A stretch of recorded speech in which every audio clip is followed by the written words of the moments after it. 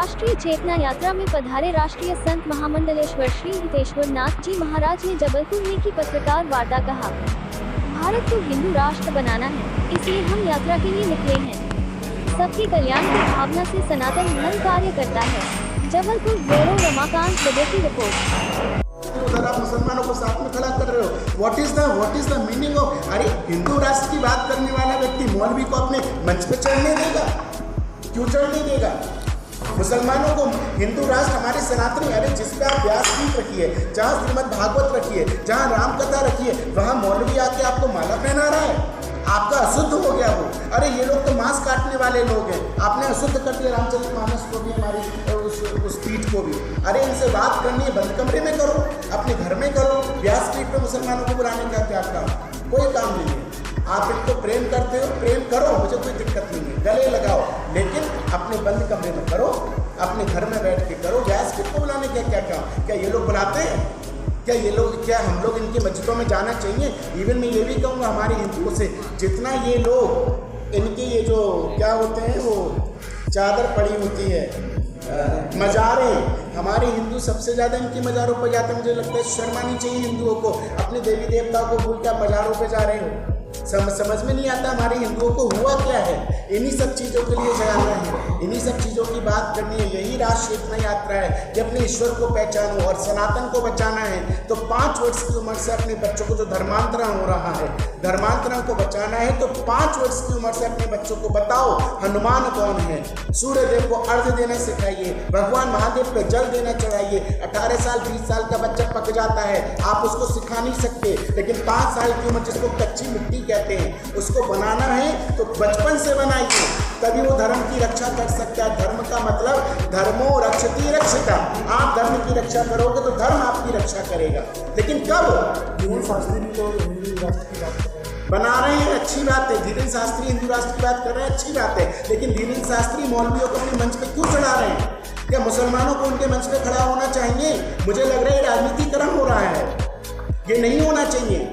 आप किसी को खुश करने के लिए मंच पे मत चढ़ाइए। अगर हिंदू राष्ट्र की बात कर रहे हैं तो सिर्फ सनातन की बात कीजिए, किसी को खुश करने की जरूरत नहीं है। यहाँ पे आप किसी के मुसलमान के यहाँ जाके कथा करेंगे, उसे क्या पता राम कौन है? उससे तुम्हारी सीता से क्या लेना देना? वो तो राजनीतिकरण कर रहा है मौलवी। अरे मुसलमान तो राजनीतिकरण कर रहे हैं, वो तुम्हारे राम को, अरे अगर इतना ही है तो अपने मंदिर में बैठ के मुसलमानों से हनुमान चालीसा पढ़वाओ, तो हमें जानना, आप करिए ना।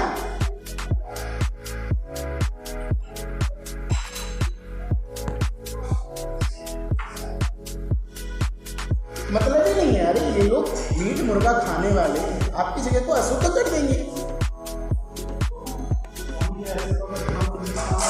हम नहीं मुसलमान नहीं, मीट मुर्गे की बात नहीं। इस यात्रा का विषय राजनीतिकरण नहीं है। इस यात्रा का विषय सिर्फ और सिर्फ सनातन का प्रचार प्रसार, और जो हमारे मुख्य हिंदू हैं जैसे मठ मंदिर, आप सोचिए मठ मंदिर की बात अगर हम कर रहे हैं तो गलत कर रहे हैं। हमारी भारतीय जनता पार्टी की सरकार हो चाहे कोई भी सरकार हो, क्या इनको हमारे हिंदुओं के मंदिर हमें ले लेने नहीं चाहिए? लेकिन ये लोग हमारा पैसा, हमारे मंदिरों का पैसा ये लोग ले रहे हैं। आप मुसलमानों की जो भी मदरसे हैं, मुसलमानों की जो भी मस्जिदें हैं, उनको आप फ्री लाइट दे रहे हैं, फ्री सुविधा दे रहे हैं। पंडितों को पैसे, वहाँ की मदद, जो उनके मौलवी होते हैं, मौलवी को सैलरीज दे रहे हैं। क्या हमारे पंडितों ने कोरोना काल में भूखे नहीं मरे थे? मैंने खुद अपने आश्रम से 10 मंदिरों को मैंने रखवाली किया था। 10 मंदिरों में मैं पैसा पहुँचा था, अन्न पहुँचाता था। ब्राह्मण, मुझे पता है कोरोना काल में ब्राह्मणों की क्या दुर्दशा हुई थी। तो ये सरकारों को देखना चाहिए। मठ मंदिर की रक्षा के लिए सरकारें बनी है, और यही मठ मंदिर को ध्वस्त करने में लगी हुई है। अरे मठ मंदिर हमारे ब्राह्मणों के हैं, हम लोगों के हैं, हमारे सनातनियों के हैं, और हमारे ही मठ मंदिर को आप लोग कब्जा करके बैठे। अगर आपको करना ही है तो सब पे करो ना भाई। अगर रूल रेगुलेशन चलाना है तो सब पे चलाओ, फिर तो आप बिल्कुल जो मस्जिदें हैं, मदरसे, उनको भी मत करो। लेकिन अगर आप उन्हें कर रहे हो तो मठ मंदिरों पे हिंदुओं के, सनातनियों के जो भी मठ मंदिर हैं उनको भी वही सुविधा दो जो आप उनको दे रहे हो। दूसरा विषय एकात्म मानव दर्शन, जो बहुत महत्वपूर्ण है। हमारे यहाँ भगवान विष्णु के 4 वर्ण, ब्राह्मण सबको पता है, क्षत्रिय, वैश्य, और हमारे जो नीचे का पार्ट है शूद्र का पार्ट। अगर हम नीचे का हमारा पार्ट अगर हमारा कट जाए तो ऊपर का कुछ नहीं हो सकता। पेट कट जाए तो कुछ नहीं होगा, हाथ कट जाए तो हम कुछ नहीं कर सकते, और ये चला जाए तो कुछ नहीं। हमें क्या करना है, एकात्म मानव दर्शन का मुख्य विषय आपको बता देता हूँ। अपनी जाति पे गर्व करो, लेकिन दूसरे की जाति पे घृणा नहीं करना है, उनको अपनाना है। मेरा काम पिछले उत्तर प्रदेश की मैंने जो यात्रा की थी उसमें मेरा यही मुख्य विषय था, सामाजिक समरसता। मैं हरिजनों के घर में जाके भोजन और भजन किया, भोजन और भजन मैंने अपनाया।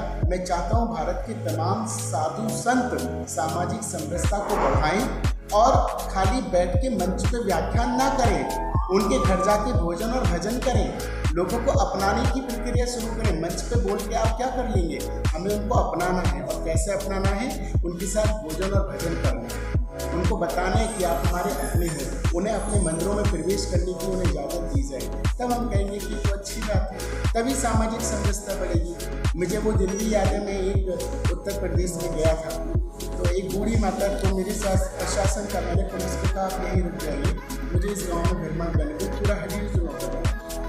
जब मैं उस गांव में प्रवेश किया तो एक बूढ़ी माता फूकने से चूल्हे पर रोटी बना रही थी, तो मैं उस घर में घुस गया। जैसे मैं घुसा तो उधर से बोली, अरे अरे महाराज जी कहाँ आ रहे हो? मैंने कहा क्यों माँ, मैं घर आया हूँ, आपकी मुझे भूख लगी है, मुझे खाना खाना है। तो उन्होंने मुझसे कहा मैं हरिजन हूँ, आप कैसे मेरे घर पर खाएंगे? मैंने कहा मुझे तो नहीं पता था आप हरिजन का घर है, मैं तो ये देखा मेरी माता जी रोटी बना रही है, मैं आ गया, तो आप मुझे बेटा समझ कर रोटी नहीं खिला सकती है, मैंने तो आपकी जाति नहीं पूछी थी। तो उन्होंने कहा अच्छा तो बैठो बेटा।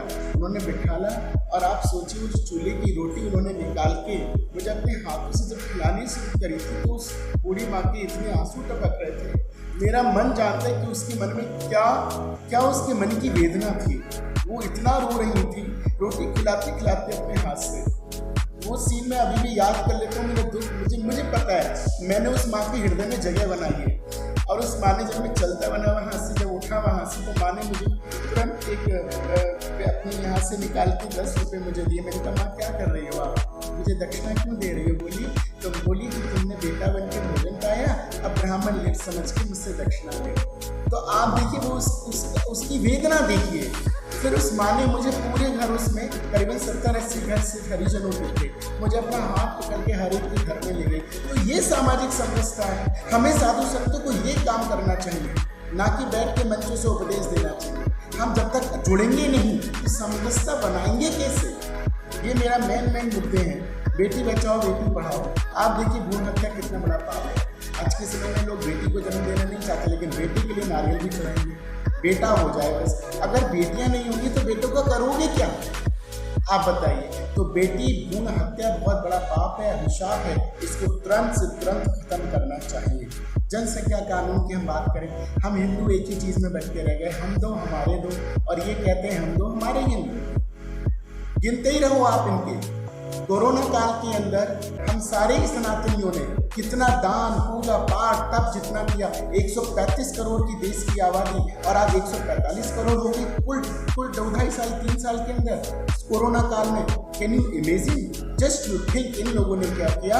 हम लोगों ने पूजा पाठ यज्ञ हवन इत्यादि किया, सेवा करें, लेकिन इन लोगों ने सिर्फ बच्चे पैदा किए। अगर आप हॉस्पिटल की लिस्ट उठा के देखेंगे आपको पता चल जाएगा कि मुसलमानों ने कितने बच्चे पैदा किए। और आपको बता दूं, दिल्ली के एक हॉस्पिटल की घटना, मैं नाम नहीं लूँगा, उस दिल्ली के हॉस्पिटल में एक दिन के अंदर 12 बच्चे पैदा हुए थे हिंदुओं के, और वहीं पे उसी हॉस्पिटल के अंदर एक दिन में 145 बच्चे मुसलमान के पैदा हुए थे। अब आप बताइए संख्या बढ़ा कौन रहा है? संख्या यही बढ़ा रहे हैं। इसीलिए कहते हैं हम दो हमारे दो, हम लोग कहते रहेंगे, और ये कहते हैं हम दो हमारे हिंदू। आप गिनते जाओ, और जहाँ पे संख्या बल ज़्यादा होता है वहीं पे देश का सर्वनाश हो जाएगा। एक खलीफा इस देश का प्रधानमंत्री बने, कैसे होगा? क्या हम फिर से गुलामी की ओर जा रहे हैं? और जा ही रहे हैं निश्चित। आज हम लोग कहते हैं 100 करोड़ हम हैं, और 45 करोड़ ही कहते हैं। अब 45 में कितने कम रह गए हिंदू? आप लगा लीजिए मुसलमान। अब अगर उसको जोड़ना शुरू करेंगे तो ये तो डबल हो जाएंगे। जब डबल हो जाएंगे तो हिंदुओं को फिर से, जैसे इन्होंने किसी के डर के कारण इन्होंने टोपी और ऊंचे पजामे पहने, ऐसे ही हिंदू भी ऊंचे पजामे और टोपी पहनना शुरू कर देंगे। करेंगे, समय ऐसा आएगा। इसलिए इस देश के लिए बहुत बड़ी बात है भारत को हिंदू राष्ट्र बनाना है। देखते ही देखते हमारी सारी तरफ 57 देश मुस्लिम देश बन गए, लेकिन एक भी हिंदू राष्ट्र नहीं। और हिंदू राष्ट्र बनाने के लिए ये राष्ट्र सूचना यात्रा निकली हुई है। हमें किसी से कोई आपत्ति नहीं है, यहाँ रहो, प्रेम से रहो, हमारे हो हमारे बन के रहो। भाईचारा निभाते हो तो दिल से निभाओ, दिखावटी नहीं होना चाहिए। शुरू से रह ही रहे हो, लेकिन फिर भी तुम लोग क्या करते हो? इंडिया की टीम अगर हारती है तो तुम लोग पटक के छोड़ते हो। क्या यही तुम्हारी संस्कृति है? क्या यही तुम्हारा भाईचारा है? और वहीं पे हमारे हिंदुओं को आप देखिए, लव जिहाद किस प्रकार हमारे भारत की बेटियों को आप लोग हाथ में कलावा बांध के टीका लगा के और रुद्राक्ष की माला पहन के, दिल्ली की घटना देखिए किस प्रकार लड़की को पत्थर से कुचल दिया। और शर्म आनी चाहिए हमारे हिंदुओं को, जो वहाँ पे भ्रमण कर रहे थे, किसी ने दबोचा नहीं उसको मारने के लिए। हमारा हिंदू कायर है, जागा ही नहीं, और हमेशा कायर ही रहेगा। कायर है, इसीलिए मैं बता रहा हूँ आपको, इसीलिए अभी तक हिंदू राष्ट्र नहीं बना। अगर कायर नहीं होता तो बकवोट जैसी जो कानून था, पृथ्वी माता है, जन्म देने वाली माता है, धरती माता है, भारत माता है, ये हमारी 5 माता है। लेकिन दयनीय स्थिति सभी की है। भारत के अंदर गौ माता का जो हाल आपके इवन अन्य भारत में तो नहीं कहूँगा, लेकिन मध्य प्रदेश के अंदर जो दशा है वो बहुत दयनीय है। आदरणीय शिवराज जी को इस पर तुरंत से तुरंत कार्रवाई भी करनी चाहिए। जिसको भी उन्होंने इसका प्रधान बनाया हो गौ रक्षा के लिए, उस पर तुरंत कार्रवाई करें और तुरंत उसे हटाएं पद से। क्योंकि मैं राजा राम सरकार ओरछा धाम से निकला हूँ, मैंने गऊओं को खुद अपनी गाड़ी रुकवा कर, शव पड़े थे, अब पत्थर लगा के उनको साइड किया है मैंने, और लोग चल रहे हैं, कुचल रहे हैं। ये दुर्दशा हमारी गौ माता की, वो भी उस राष्ट्र में जहाँ पे हिंदुओं की गौ माता को पूजनीय माना जाता है। 33 कोटि देवी देवता जिसमें वास करते हैं, कैसे बनेगा हिंदू राष्ट्र? हम अपनी माँ को नहीं बचा पा रहे हैं, जो हमारी गौ माता, इसका दूध देकर हम बलवान बनते हैं, हमारे अंदर वीरता का रस पैदा होता है। और आज वही हमारी गौ माता सड़कों पर मारी फिर रही है, गंदगी खा रही है। शर्म आनी चाहिए हम लोगों को। मुझे लगता है इसके विशेष शिवराज सरकार का काम करें। कांग्रेस बीजेपी दोनों के दल गौशालाएं बनाने को संरक्षण की बात कर रहे हैं। बीजेपी को तो आपने बोला, कांग्रेस की जो विचारधारा है उसमें भी ये इसकी चर्चा की जाती है। कांग्रेस की विचारधारा पर मैं बिल्कुल नहीं जाऊँगी, क्योंकि अब तक कांग्रेस ही रही है। 2014 से आदरणीय मोदी जी आए हैं, उससे पहले तो कांग्रेस ही नहीं। कांग्रेस ने गौ के लिए क्या किया? गौ माता के लिए तो और कांग्रेसियों ने कर्तात्री महाराज जी को मरवा दिया। आप बताइए, जब रामलीला मैदान में हमारी कर्तात्री महाराज जी ने, परम पूज्य कर्तात्री महाराज जी ने आंदोलन किया, तो ये वही कांग्रेस सरकार है जिन्होंने उन पर लाठियाँ चलवाई और कितने संत उस समय मारे गए थे। ये गौ की बात कभी नहीं करेंगे, कभी नहीं करेंगे। और ये जो आरती कर रहे हैं, पूजा कर रहे हैं, पाठ कर रहे हैं, घंटा बजा रहे हैं, घंटी बजा रहे हैं, गौ माता के आगे झुक रहे हैं, ये सिर्फ और सिर्फ अपनी छवि बनाना चाहते हैं कि हम हिंदुत्ववादी हैं और हम ये करेंगे, हम वो करेंगे। कुछ नहीं करेंगे। पहली बात, इनका जन्मदाता मुसलमान। दूसरी बात, ये खुद क्रिश्चियन। जो चादर फादर गैंग एक्टिव हैं, वो ये इनके अंदर वो दोनों वीर हैं, चादर का भी वीर है और फादर का भी वीर है। तो ये लोग सनातन के लिए बिल्कुल नहीं बने, और ये कभी करेंगे भी नहीं, से दिखावा करने आए। इनसे पूछो, इनको अपना गोत्र ही नहीं पता तो ये बात क्या करेंगे? इन्हें अपना गोत्र पता है, राहुल जी से गोत्र पूछ लीजिए, प्रियंका जी से ही गोत्र पूछ लीजिए कि किस धर्म की बात करते हैं। रामचरितमानस की चौपाई याद है, हनुमान चालीसा पूरी सुनाते हैं, हाँ राहुल गांधी, तो मान लूँगा है सनातनी है। क्या है सनातनी? आप सनातनी अगर कोई है तो इस देश का प्रधानमंत्री। गलती से कुछ लोगों से भूल हो गई, जिन्होंने 2014 में आदरणीय मोदी जी को अगर कहूँ तो हिंदू प्रधानमंत्री चुनकर हमारी संसद में भेजा। वो कोई और नहीं है, सिर्फ और सिर्फ सनातनी और हिंदुत्ववादी प्रधानमंत्री आदरणीय नरेंद्र मोदी जी। तो सर, अभी ये यात्रा अपने मध्य प्रदेश बस में रहेगी कि और अन्य राज्यों में भी जाएगी? ये अन्य राज्यों में कर चुकी है। अच्छा, हो चुकी है। सबसे पहले उत्तर प्रदेश में की 75 जिले, फिर गुजरात में किया, राजस्थान में किया, फिर उसके बाद हमने महाराष्ट्र में किया। इस समय ये मध्य प्रदेश में कर रहे हैं। लेकिन ये ध्यान रखिएगा, इस यात्रा का विषय राजनीतिकरण नहीं है। इस यात्रा का विषय सिर्फ और सिर्फ सनातन का प्रचार प्रसार। और जो हमारे मुख्य बिंदु हैं, जैसे मठ मंदिर, आप सोचिए मठ मंदिर की बात अगर हम कर रहे हैं तो गलत कर रहे हैं। हमारी भारतीय जनता पार्टी की सरकार हो चाहे कोई भी सरकार हो, क्या इनको हमारे हिंदुओं के मंदिर हमें दे देने नहीं चाहिए? लेकिन ये लोग हमारा पैसा, हमारे मंदिरों का पैसा ये लोग ले रहे हैं। आप मुसलमानों की जो भी मदरसे हैं, मुसलमानों की जो भी मस्जिदें हैं, उनको आप फ्री लाइट दे रहे हैं, फ्री सुविधा दे रहे हैं। पंडितों को पैसे, वहाँ के जो उनके मौलवी होते हैं, मौलवी को सैलरीज दे रहे हैं। क्या हमारे पंडितों ने कोरोना काल में भूखे नहीं मरे थे? मैंने खुद अपने आश्रम से 10 मंदिरों को मैंने रखवाली किया था। 10 मंदिरों में मैं पैसा पहुँचाता, अन्न पहुँचाता था। ब्राह्मण, मुझे पता है कोरोना काल में ब्राह्मणों की क्या दुर्दशा हुई थी। तो ये सरकारों को देखना चाहिए। मठ मंदिर की रक्षा के लिए सरकारें बनी है और यही मठ मंदिर को ध्वस्त करने में लगी हुई है। अरे मठ मंदिर हमारे ब्राह्मणों के, हम लोगों के, हमारे सनातनियों के हैं और हमारे ही मठ मंदिर को आप लोग कब्जा करके बैठे हैं। अगर आपको करना ही है तो सब पे करो ना भाई। अगर रूल रेगुलेशन चलाना है तो सब पे चलाओ, फिर तो आप बिल्कुल जो मस्जिदें हैं, मदरसे, उनको भी मत करो। लेकिन अगर आप उन्हें कर रहे हो तो मठ मंदिरों के, हिंदुओं के, सनातनियों के जो भी मठ मंदिर हैं उनको भी वही सुविधा दो जो आप उनको दे रहे हो। दूसरा विषय एकात्म मानव दर्शन जो बहुत महत्वपूर्ण है। हमारे यहाँ भगवान विष्णु के 4 वर्ण हैं। ब्राह्मण सबको पता है, क्षत्रिय, वैश्य और हमारे जो नीचे का पार्ट है शूद्र का पार्ट। अगर हम नीचे का हमारा पार्ट अगर हमारा कट जाए तो ऊपर का कुछ नहीं हो सकता। पेट कट जाए तो कुछ नहीं होगा, हाथ कट जाए तो हम कुछ नहीं कर सकते और ये चला जाए तो कुछ नहीं। हमें क्या करना है, एकात्म मानव दर्शन का मुख्य विषय आपको बता देता हूँ। अपनी जाति पे गर्व करो लेकिन दूसरे की जाति पे घृणा नहीं करना है, उनको अपनाना है। मेरा काम पिछले उत्तर प्रदेश की मैंने जो यात्रा की थी उसमें मेरा यही मुख्य विषय था, सामाजिक समरसता। मैं हरिजनों के घर में जाकर भोजन और भजन किया। भोजन और भजन मैंने अपनाया। मैं चाहता हूँ भारत के तमाम साधु संत सामाजिक समरसता को बढ़ाएं और खाली बैठ के मंच पे व्याख्यान ना करें, उनके घर जाके भोजन और भजन करें, लोगों को अपनाने की प्रक्रिया शुरू करें। मंच पे बोल के आप क्या कर लेंगे, हमें उनको अपनाना है। और कैसे अपनाना है, उनके साथ भोजन और भजन करना है, उनको बताना है कि आप हमारे अपने हो, उन्हें अपने मंदिरों में प्रवेश करने की उन्हें इजाज़त दी जाए।